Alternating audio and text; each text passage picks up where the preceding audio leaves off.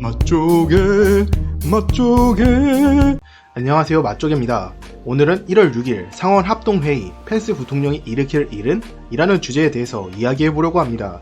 최근 펜스가 트럼프를 배신할 것이다, 그럴 일은 없다 라는 주제가 화제가 되었는데요. 1월 6일 상하원 합동회의에서 펜스가 어떤 행동을 보일지는 펜스 본인만 알고 있겠죠. 펜스의 파리는 알지도 모르겠네요. 죄송합니다. 아무튼 여기서 저는 펜스가 배신하지 않는다는 가정을 가지고 이야기해보겠습니다. 저는 펜스가 배신하는 것이 펜스에게 굉장한 마이너스라고 생각합니다. 저는 미국 현지에 살지 않지만 현지에 산다고 하시는 분들이 이미 선거는 바이든의 승리로 끝났다, 트럼프를 지지하는 자들은 정말 극소수라는 글을 자주 봅니다. 제가 현지에 살지 않기에 현지 분위기를 확인할 수 있는 건 뉴스랑 트위터 같은 인터넷뿐입니다. 그 뉴스랑 트위터는 제가 보고 싶은 걸 우선적으로 보고 먼저 보기에 정보의 취사 선택에서 최종적으로 제가 원하는 결과가 나올 수 있다고 생각합니다. 그러니 이 점을 고려해서 들어주세요. 제가 마이크 펜스가 배신하지 않을 거라는 생각은 뉴스를 보면 트럼프 지지자들은 지금 정말 단결된 모습을 보이고 있습니다. 이 속에서 공화당 지지자들도 많고 단지 트럼프를 지지하는 사람도 많겠죠. 그럼 과연 이 사람들이 마이크 펜스가 트럼프를 배신한다면 훗날 무엇을 할 때 펜스를 지지할까요? 배신하는 순간 민주당의 굴복한 정치인이라는 낙인이 찍혀서 지지자가 확 줄 거라고 생각이 듭니다. 그렇다고 공화당인 펜스를 민주당 지지자들이 단지 한 번 민주당을 지지했다고 해서 펜스를 지지할 리가 없겠죠. 딥스테이트 쪽에서 펜스에게 이번 잘 넘어가면 다음엔 너 시켜줄게 이런 말을 했을지도 모르지만 이런 점은 고려하지 않고 단순하게 생각하면 말이죠. 아무튼 이런 관점에서 마이크 펜스는 트럼프를 배신하지 않는다는 생각을 가지고 이야기를 진행해 보겠습니다. 트럼프 변호사단의 넘버1이 줄리안이라면 넘버2는 제나 앨리스라고 하죠. 이 제나 앨리스가 트위터를 하나 올렸습니다. Interesting piece, 재밌는 기사가 있다. 아주 짧은 트위터죠. 이 글은 아메리카 싱커의 12월 26일 글이고 제목은 대통령 선거가 실시되었는지 아닌지를 판단하는 건 마이크 펜스였습니다.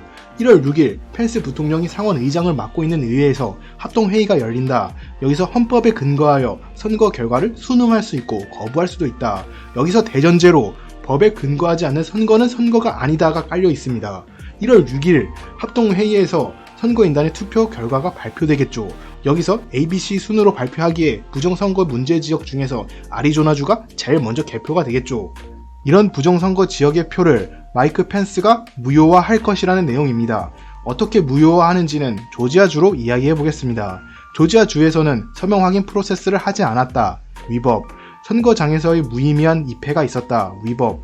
여기서 무의미한 입회라는 건 개표를 할 때 공화당 사람들이 확인 못하게 한 후 민주당이 개표한 것이죠. 주 장관에 의한 선거법 수정. 위법. 조지아주의 장관이 우편 투표 시간에 늦게 온 투표를 합법으로 한 일이 위법이라는 것이죠. 수도관을 고친다면서 공화당 개표인을 내보낸 후 캐리어 속 표, 투표 결과 반영. 위법. 도미니온 기계의 오류. 위법. 이러한 이유로 조지아주의 선거를 무효화한다. 즉 조지아에서의 선거인단의 표를 0표로 만든다는 것이죠. 다시 한번 말하자면 법에 근거하지 않은 선거는 선거가 아니다 라는 가정을 보면 지금 아리조나, 조지아, 미시간, 뉴멕시코, 네바다, 펜실베니아, 위스콘신 주의 선거인단의 대통령 선거는 선거조차 안 된다는 말입니다. 1월 6일 상하원 합동회의의 의미는 지금까지 대부분 누가 대통령이 되었다 라는 걸 보여주는 세레머니식이었죠. 그러면 펜스 부통령, 의회에선 펜스 상원 의장이 이 선거를 인정하지 않을 정도로 힘이 있을까? 라는 의문이 드실 수도 있습니다.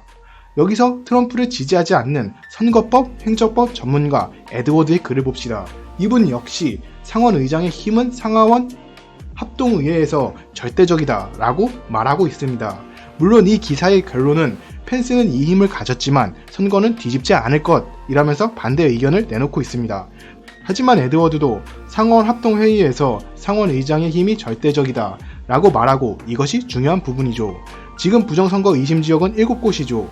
지금 이 7곳의 선거 결과를 포함한다면 바이든이 306표, 트럼프가 232표로 바이든이 승리를 하게 됩니다. 그럼 의심지역 7곳의 표를 살펴볼까요? 아리조나 11표, 조지아 16표, 미시간 16표, 뉴멕시코 5표, 네바다 6표, 펜실베이니아 20표, 위스콘신 10표, 총 84표입니다. 위의 가정처럼 부정선거가 선거로 인정되지 않아 0표가 된다면 바이든은 222표, 트럼프는 232표로 트럼프가 승리를 하게 되는 것이죠. 마지막으로 결론을 이야기하자면 펜스 부통령이 상하원 합동회의에서 할 수 있는 선택지가 두 가지라는 것이죠. 첫 번째는 상하원 합동회의를 단지 세레모니로 끝내는 것. 부정투표는 없었다. 위에 부정투표 의심지역 7곳의 표를 인정하는 것이고, 두 번째는 트럼프의 부정투표 주장을 받아들여 위법한 곳에 선거를 무효화하는 것. 헌법에 의하여 부정선거를 선거로 인정하지 않는 것이죠. 즉, 미국 대통령 선거를 정하는 권한이 지금 마이크 펜스에게 있다는 것입니다. 이 펜스가 어떠한 결정을 하는지는 1월 6일 상하원 합동회의에서 지켜봐야 할 것 같습니다. 이상 맛쪽이었습니다. 영상을 봐주셔서 감사드리고 저는 다음에 더 유익한 내용으로 돌아오겠습니다. 이제 곧 2020년이 끝이 납니다. 모두들 좋은 마무리를 하시기 바라면서 영상을 마칩니다.